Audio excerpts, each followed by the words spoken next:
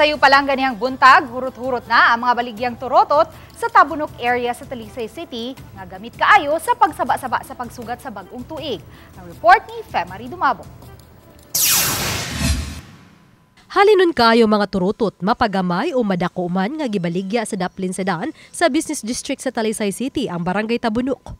Matod sa mamaligyaay nga niadtong Disyembre 24 pa sila nagplastar sa ilang mga baligyang turutot. Ug bisan niadtong pagsugat sa Pasko, halinon na usab kini. Kung 24, halinon na hantod karon nanay mamili. Pero karon kuan karon kay hurot-hurot na kay last hour karon 31.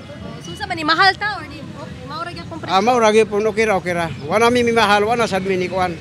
Basta na tayo ginansya bisag gamay lang. Kung ganahan ka og dako nga turutot, makapalit ka niini sa 120 pesos lang matag usa. Now sa mga gagmay nga tag 50, 30 ug bisan 10 pesos lang makapalit ka na. Ug usa sa palit kaayo dinhi sa Tabunok area sa Dakbayan sa Talisay kini mga turutot kay matud pa Manila pampaswerte o pampasibog o pampawala sa dimala sa pagsugat sa bagong tuig.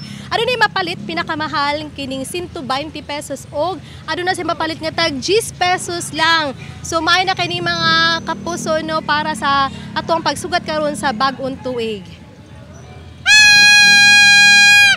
Happy New Year mga kapuso! Walay gitagana nga firecracker zone ang Dakbayan sa Talisay, hinungdan nga iligal ang pagbaligya og pabuto sa bisan asang dapit sa syudad. May pahinumdum ang Talisay City Police sa mga Talisaynon nga mas maayong likayan ang paggamit og pabuto sa pagsugat sa bag-ong tuig aron kalikayan ang disgrasya ug sunog.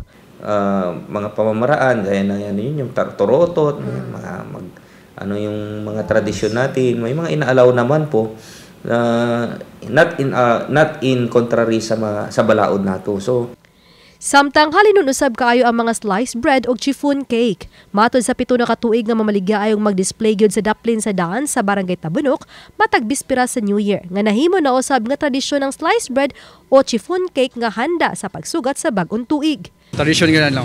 Tradisyon gina mo nga mamaligya every year.